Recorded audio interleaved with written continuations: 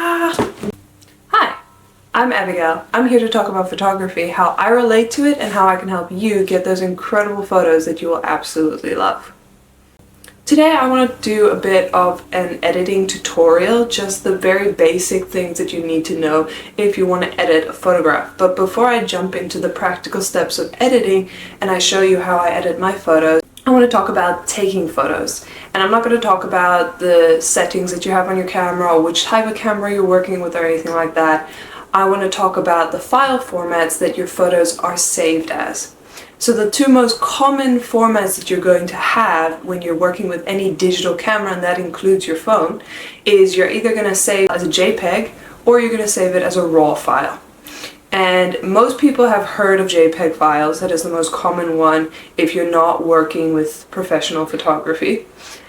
But many people are not familiar with a RAW file. So I want to just go and define each of these and talk about why one might be a better idea than the other, what would suit your needs best, and then we can jump into the editing. So to begin with, a JPEG. Most people don't know what the word JPEG stands for, and is actually an acronym for a Joint Photographic Experts Group.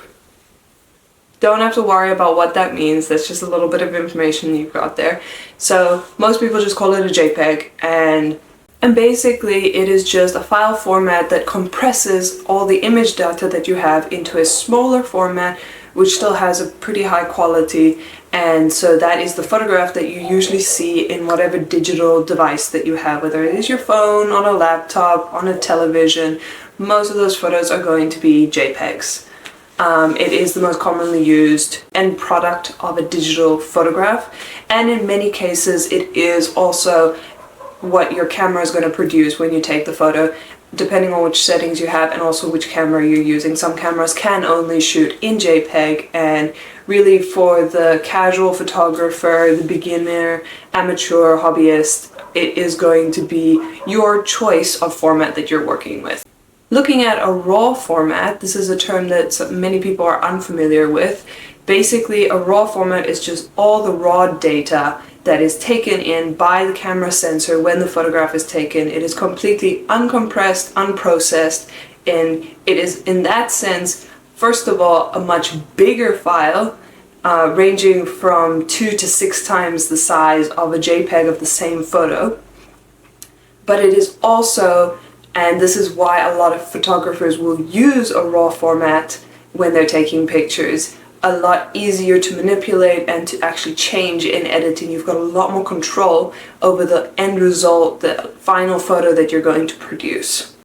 That being said, there is great debates between amateur and professional photographers on which format is the better format to shoot in.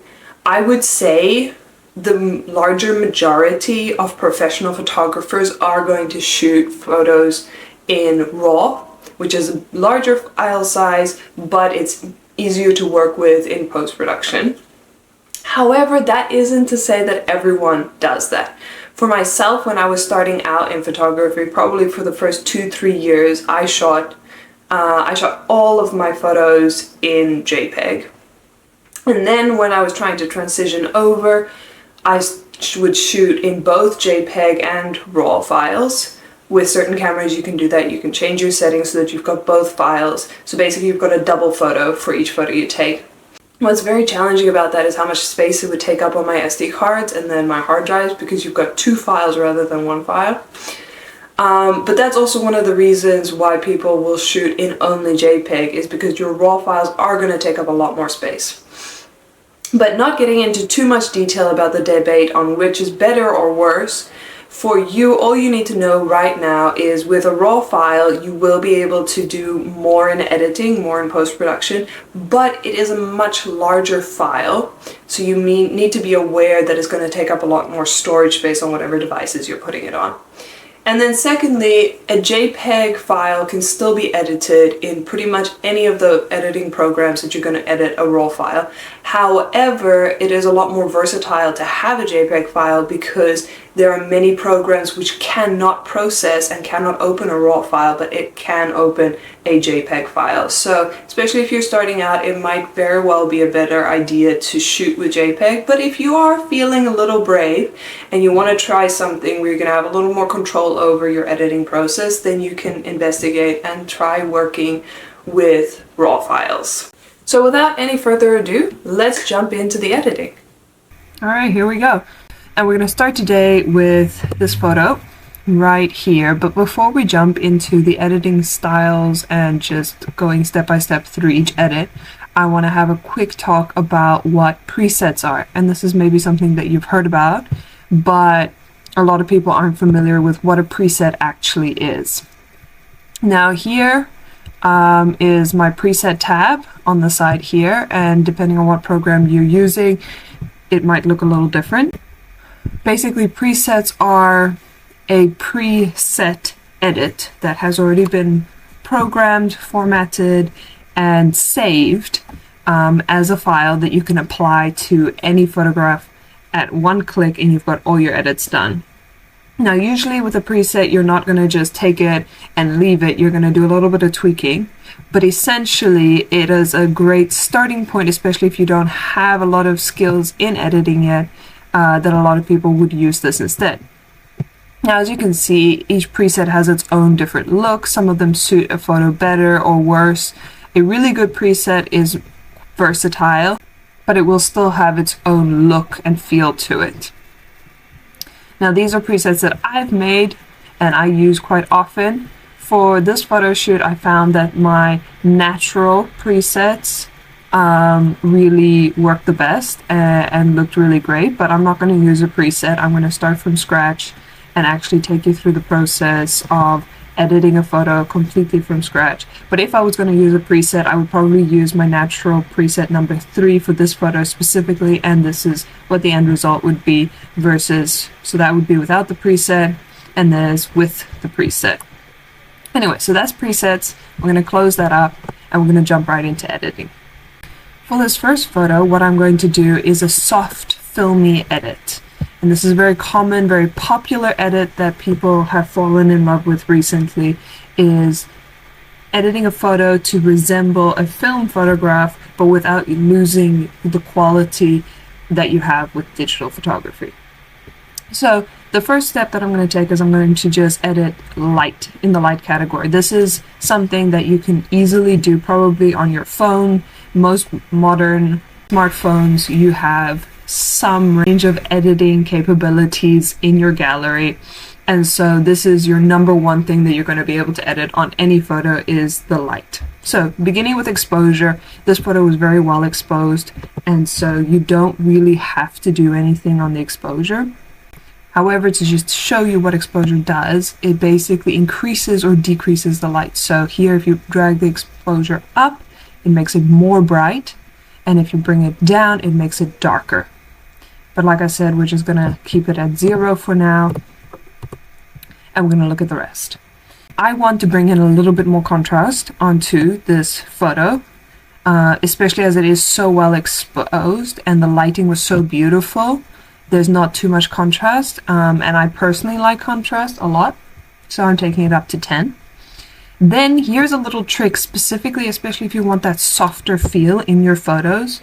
I'm going to go through the rest of the sliders that we have here. We've got 4 sliders left, and I'm going to use them to work together rather than looking at them separately. So your highlights and your whites are very similar because they deal with the brighter areas that you have in your photo. And then your shadows and your blacks are also very similar because they deal with the darker areas in your photo.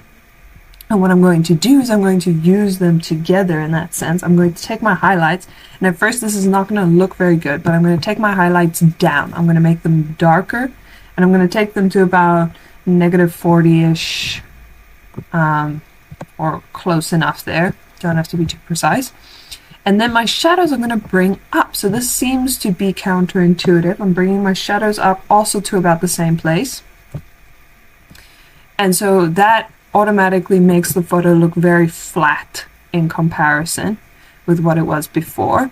But then what I'm going to do is I'm going to bring my whites up, and I'm going to bring them up even higher than what I took my highlights down. And then the blacks I'm going to bring down, but I'm not going to bring them down too far. So we focus more on the highlights than the shadows. And there you have a little bit of contrast coming out, and you have a lighter contrast, like a softer look to the whole photo than you would have had if you just manipulated your highlights and shadows in a normal way. So that's a nice little trick there.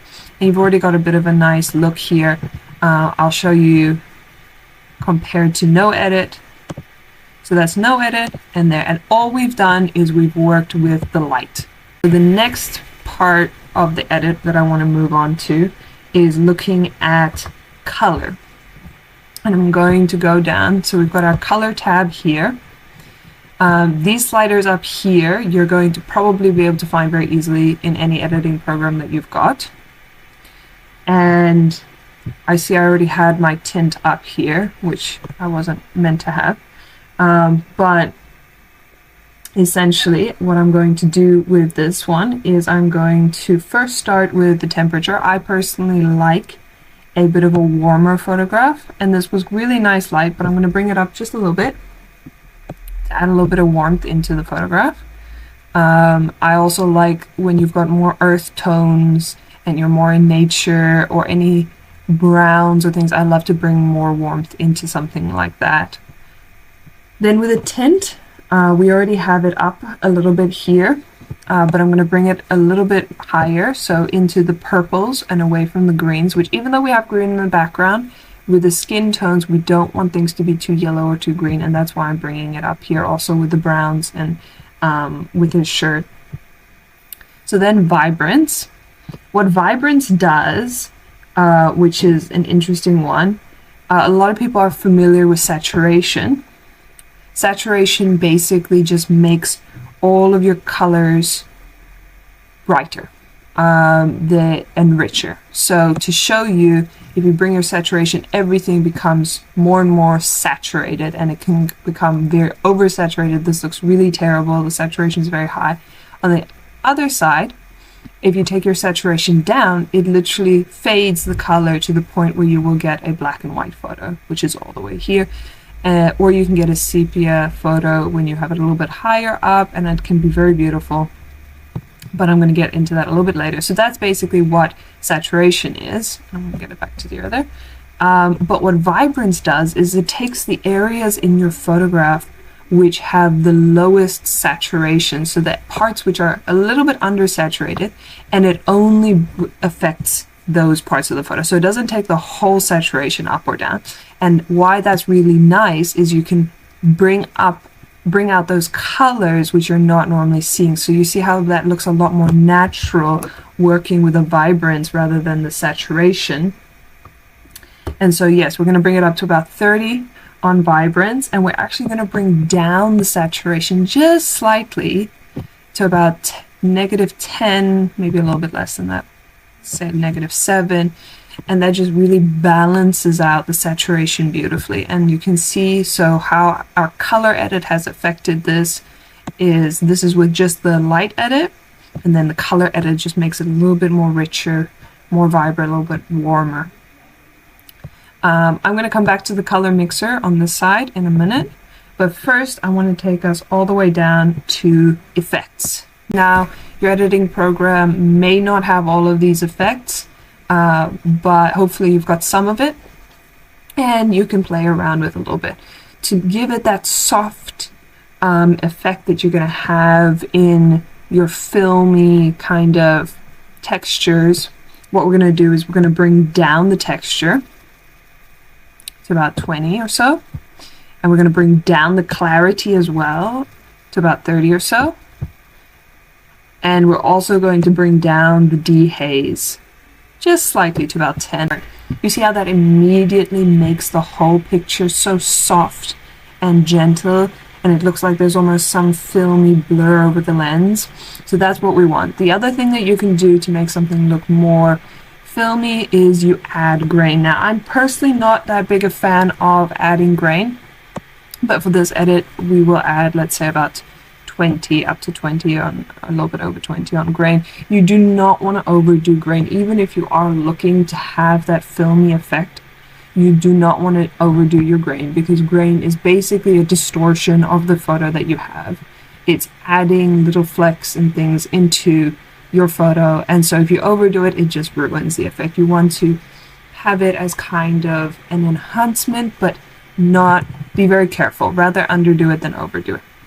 So again, just to show you the difference that this last step has made, that's before, and it's really very sharp, especially in contrast as you see it now, and then after is very filmy, very gentle, soft. It looks almost like it's in a dream, and that's very much the effect that you get from film.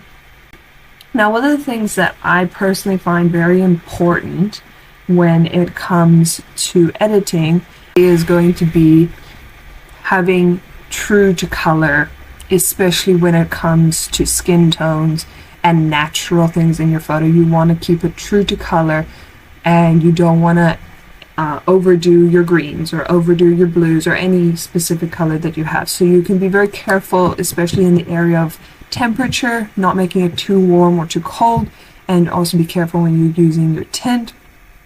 But if you look at a photo, and this photo we're looking at now, you might notice some of the skin tones are a little bit off, and it's not really bad. This photo is not bad at all. But what I want to do is I want to actually work on those skin tones just a little bit. And what I'm going to do is I'm going to go here to these sliders, and we're going to start with a red. And so I'm going to bring up the hue just slightly to about 10, and then bring down the saturation to just under 20. And then I'm going to go over to the orange sliders here, where I'm just going to bring down the saturation. And so what that is going to do, and it might just look that it's a little more pale, but basically it's going to make it a little more natural on the skin tone specifically. The other area that I want to use a slider is for the greens. And basically I just want to make the greens a little more saturated, because they're in the background, but I think that they would look so beautiful just have a little more saturation and a little more luminance to just kind of make that background stand out, because there's so much brown in this photo, and then you just have that green pop in the background, but it's still not overwhelming. And why I use the green sliders for that is because if you went and used the tint up here, then it would make everything more green, and that would look very unnatural. But using the sliders, it only affects the parts of the photo that have actual green in it. I find sliders are the easiest and most helpful in this area, especially for a beginner. Later you can definitely step into using curves, and that becomes more complicated, but just to get started, I would suggest using sliders, and it's much easier to not get your colors all messed up. Okay, so overall, this is what I'm going to do for the film edit, the softer, slightly grainier edit, and to just give you a before and after. This is the before, and then this is the after. And I really tried to keep the colors true, but just add that light, soft, like it looks like it's in a dream. It looks like it's almost you're seeing it through a mist or something like that. The next edit I want to do is going to be a black and white edit, and so we're going to jump into the whole saturation slider situation. I picked this photo because it's got really great texture in it, and so that's going to show up beautifully in the black and white, and it also has really good range of tonality, which if you don't understand what that is, go check out my video on black and white photography, and there I talk about tonality and I explain just all the dynamics that come with black and white photography. So there's no edit on this photo as of yet, and what I'm going to do is I'm going to jump in first of all with the saturation slider. So I talked about the saturation slider a little bit, and so why I'm going to begin here is edits can look very different in black and white in contrast with a color edit. So you want to, if your intention is to edit a photo in black and white, you want to start either with a black and white preset or with your black and white, your saturation slider all the way down to -100. Okay, so now that we're here, you can see how beautiful all the tonality is showing up in this photograph. You've got the lights and the darks. For the most part, you don't have a lot of dark in this photo. You have his hair is dark, and you've got the book is kind of dark. This is before we ripped the cover off, and then you've got this one stump is dark behind his back, but the rest is very much mid-tones, but there's definitely some highlights as well, and so that's just great tonality in this. Alright, now that we've got the saturation, we don't really need to do anything else with the color sliders because it's all in black and white. What we're mainly going to work on is your light sliders. Again, exposure is really good on this. I'm not going to do that right now. Because it's black and white and you have that tonality differences, you could work with your contrast slider, bringing it up just a little bit and bringing out that more. I'm going to do the same strategy where we bring down our highlights and we bring up our shadows. And then we're going to work with our whites and our blacks to make it look just the way we want it to. And with this one, because we were in black and white, I'm going to actually focus more on bringing in a bit more darkness, a bit more blacks, and bringing down our whites a little bit so that there's maybe less highlights and it's more evened out. So we kind of have that look there. But again, we're not making anything stand out too much. Lastly, we go down to effects, and very briefly we can look at how much we want to do. I'm not going to make it as filmy as the other one, but I will bring down the texture just a little bit. I'm actually going to bring up the clarity a little bit, and then with dehaze I'm going to bring it down a little bit, but not too much because we don't want it to be too light. In contrast, you could bring up your dehaze and make it more stark if you prefer, but I'm just going to bring it down a tiny bit, not too much. Now, if you wanted to add grain on this, you could. I'm personally not going to add any grain on it, and it's a very simple edit. This is where I'm going to leave it, just to show you where it was in color before the edit, and then with the black and white edit. Very easy to do. The biggest key, and again, this is a great photo, great base photo to start with because it's got so much contrast, so much that's going on, so much texture. But start by bringing down your saturation, and then you can look at the rest of your things. Hey guys, I'm so glad that you were able to go through that process with me and just have a little bit of an insight into how to edit your photos and how to get the best out of them. I hope that that was helpful for you. If there are any questions that you have to clarify things or things that I didn't cover, please let me know and I can answer them in the comments. Otherwise, I enjoyed this video and I hope you did, and I'll see you guys next time.